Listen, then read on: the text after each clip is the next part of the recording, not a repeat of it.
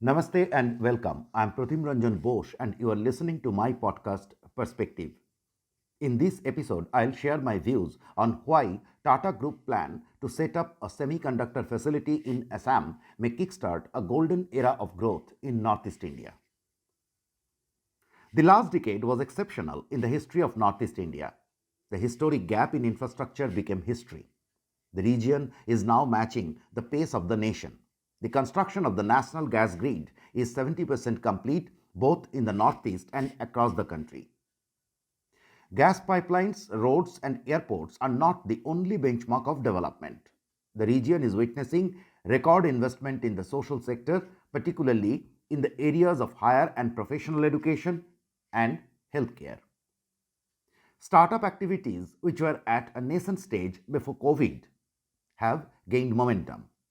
And if the Tata Group's plan to set up a rupees 40,000 crore semiconductor facility in Assam comes true, the investment climate in the region will undergo dramatic changes over the next decade. The plant will be set up at a closed paper mill premises near Guwahati. The proposal is awaiting final clearances from Delhi for the production linked incentive. Until 15 years ago, industrial activities in the region were state dominated. Private activities were mostly limited to tea plantations.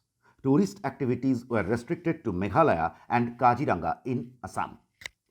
The region was disturbed and the center had no grand plans about it. Investments were made to create direct job opportunities without much attention to economics. A failed attempt to build a steel plant, several closed food processing plants which were built at great expense, and a series of tiny refineries and gas based power plants which have no case to survive in a modern world are relics of that era. The Manmohan Singh government initiated two major projects. Coal based Bangaigaon thermal power plant proved to be an economic liability to Assam. Gas based ONGC Tripura Power Company or OTPC was the only investment of worth of that period. The paradigm now stands changed. Guwahati is undergoing rapid capacity expansion to fire the growth engine. A series of flyovers, several bridges on Brahmaputra, ring road, modern airport, etc. are fast converting it from a small town of the past to a bustling metro city of the future. For a state known for its slow pace, often referred in Assamese as Lahe Lahe, many projects are completed ahead of schedule. That is a cultural shift. The Narendra Modi government has a few misses, like the failed mega food park in Assam. However, investments in industry became more meaningful than ever over the last decade. The large hydel projects coming up in Arunachal have both strategic and economic contents. They will minimize disaster in the valley if China decides to open the dams in upstream of Brahmaputra. Northwest produces minimal crude oil. A huge pipeline infrastructure to import crude and product pipelines extending up to Bangladesh have created the opportunity for converting the region into a refining and petrochemical hub. Processing capacities are expanded 3 times. Corporate activities in tea are shrinking and will shrink further. Assam got reasonable private investments in fast moving consumer goods or FMCG segment riding on the 2007 investment scheme.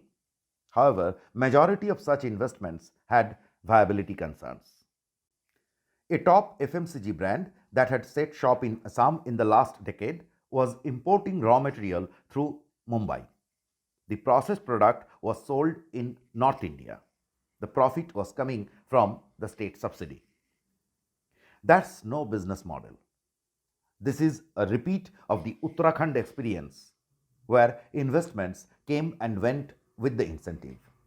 Things might be slightly different in Guwahati due to recent improvement in logistics. However, an impact is unavoidable. The arrival of the semiconductor segment, therefore, was not only timely but a major boost to the confidence of the local technology startups, which were feeling a little out of place until recently. Assam is the connecting state to seven sisters in the northeast. The immediate benefit will flow to Meghalaya, which has social infrastructure to support industrialization. The state has a history in cement and coal production. On the flip side, Meghalaya has ruined the value potential in tourism by opening gates to volume tourists. Arunachal learned from Meghalaya's mistakes and is focusing on niche high value tourism. Nagaland is also keen to follow the high value model. Both will gain if Assam prospers. Sikkim is not part of Seven Sisters but a part of the Northeastern Council and is the most advanced in both social and economic indicators. With manufacturing contributing 59% of the gross state domestic product, it is an example to many large states. The transition took place in the last 2 decades. A host of hydroelectric projects by the state and private sector gave them the first break, followed by a rush of investments in pharmaceuticals, FMCG, etc. Tourism flourished as well. Manipur and Mizoram may miss much of this newfound growth momentum.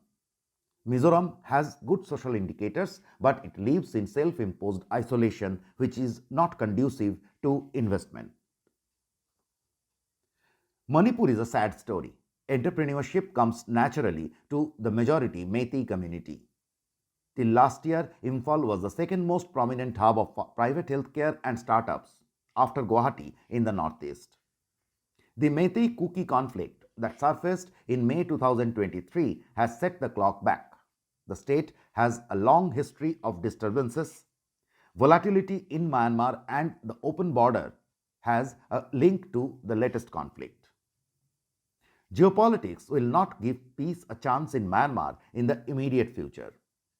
Manipur may head for a permanent solution if the center sticks to its target to fence the international border. Thank you for listening to Perspective. If you like this episode, please share and subscribe. See you next week. फिर मिलेंगे.